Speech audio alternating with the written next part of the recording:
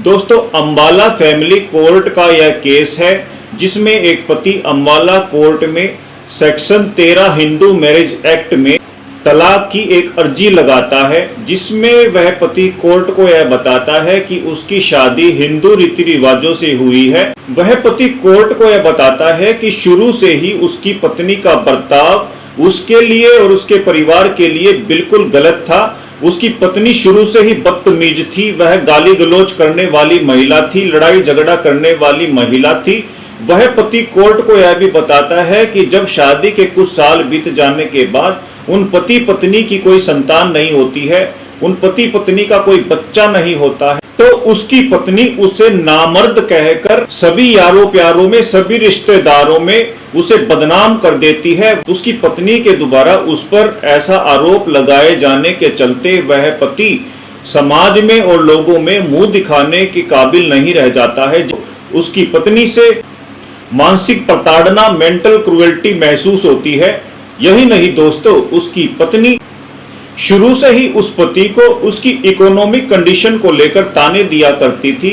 वह छोटी छोटी बातों पर उस पति के साथ और उसके घरवालों के साथ लड़ाई झगड़े किया करती थी, गाली गलौज किया करती थी। अब तक जैसे तैसे वह पति अपनी पत्नी की सब ज्यादतियों को, अपनी पत्नी के सब तानों को, उसके लड़ाई झगड़े के बर्ताव को बर्दाश्त करते हुए अपना जीवन काट रहा था। लेकिन दोस्तों, हद तो तब हो जाती है जब उसकी पत्नी उसके पड़ोस में रहने वाले किसी आदमी के साथ उसकी पत्नी के नाजायज रिश्ते बन जाते हैं। वह पत्नी उस पड़ोसी के साथ अवैध संबंधों में रहने लगती है, उसके साथ एडल्ट्री में रहने लगती है। दोस्तों, उसके बाद वह पति कोर्ट में कहता है, यह बताता है कि उसकी पत्नी का प्रेमी सरकारी विभाग में एक बड़ा अधिकारी है और अपने प्रेमी के दबदबे के चलते उसकी पत्नी के हौसले बहुत ज्यादा बढ़ चुके हैं। बार बार मना करने के बाद भी उसकी पत्नी उसकी गैर मौजूदगी में अपने प्रेमी को उसके घर में ही बुलाकर उसके साथ एडल्ट्री के रिश्ते बनाकर रह रही है। दोस्तों, अपनी पत्नी पर लगाए गए आरोपों को कोर्ट में सही साबित करने के लिए उस पति के द्वारा उसकी पत्नी की कॉल डिटेल के रिकॉर्ड पेश किए जाते हैं, जिससे यह पता चलता है कि उसकी पत्नी लगातार अपने प्रेमी के साथ मोबाइल पर बात किया करती थी और वह अपने प्रेमी की कॉल को रिसीव भी किया करती थी। वहीं उसकी पत्नी के प्रेमी की कॉल डिटेल रिकॉर्ड को भी कोर्ट में पेश किया जाता है, जिससे यह पता चलता है, जिससे यह स्पष्ट हो जाता है कि उसकी पत्नी का प्रेमी अपने ऑफिस के फोन से भी, अपने ऑफिशियल फोन से भी उसकी पत्नी के साथ लगातार बातचीत किया करता था। दोस्तों, इसके बाद कोर्ट में वह पति अपने 21 साल पुराने दोस्त की गवाही करवाता है। उसका दोस्त कोर्ट में कहता है कि वह उसका 21 साल पुराना दोस्त है और कई सालों से उसका उसके घर में आना जाना है। उस पति का दोस्त कोर्ट में यह भी कहता है, यह बयान देता है कि एक बार वह उसके घर उससे मिलने के लिए गया और वह जब उनके बेडरूम में जाकर देखता है तो वह उसकी पत्नी को उसके प्रेमी के साथ आपत्तिजनक अवस्था में देख लेता है और जैसे ही वह उसकी पत्नी के प्रेमी को पकड़ने की कोशिश करता है तो उसकी पत्नी का प्रेमी मोटरसाइकिल पर भाग जाता है।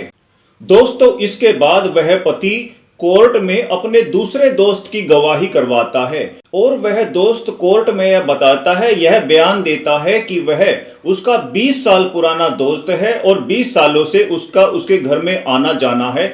उसने भी उसकी पत्नी के प्रेमी को उसके घर में कई बार आते जाते देखा है। दोस्तों, इसके बाद उस पति के द्वारा उसके नौकर की गवाही कोर्ट में करवाई जाती है। कोर्ट में उस पति का नौकर यह बताता है कि उसकी पत्नी अपने पति की गैर हाजिरी में, अपने पति की गैर मौजूदगी में अपने प्रेमी को घर बुला लिया करती थी और उसके साथ गलत काम करती थी। दोस्तों, इसके बाद आखिर में वह पति खुद अपने बयान कोर्ट में दर्ज करवाता है। दोस्तों, डाइवोर्स के इस केस में उसकी पत्नी अपना पक्ष रखते हुए कोर्ट में यह कहती है कि जो आरोप उसके पति ने उस पर लगाए गए हैं वो बिल्कुल निराधार हैं, बेबुनियाद हैं, बिल्कुल झूठे आरोप उसका पति उस पर लगा रहा है। वह किसी के साथ एडल्ट्री में नहीं रहती है और किसी के साथ उसके अवैध संबंध नहीं हैं।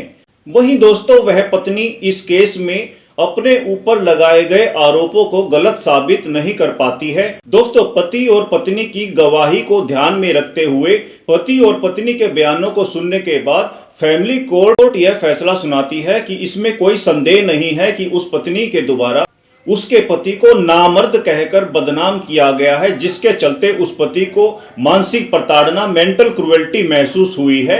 यही नहीं, वह पत्नी एडल्ट्री में रह रही है, उस पत्नी के किसी के साथ अवैध संबंध है, यह बात भी वह पति कोर्ट में सही साबित कर चुका है। इस आधार पर फैमिली कोर्ट के द्वारा उस पति के हक में, उस पति के पक्ष में डाइवोर्स का फैसला सुना दिया जाता है। दोस्तों, उस पत्नी के द्वारा फैमिली कोर्ट के डाइवोर्स के फैसले को माननीय Punjab and Haryana high court में चैलेंज किया जाता है। दोस्तों, माननीय Punjab and Haryana high court इस मामले के सभी पहलुओं को ध्यान में रखते हुए यह फैसला सुनाता है कि फैमिली कोर्ट अंबाला के द्वारा पति के हक में डाइवोर्स का फैसला, तलाक का फैसला जो सुनाया गया है वह बिल्कुल सही है।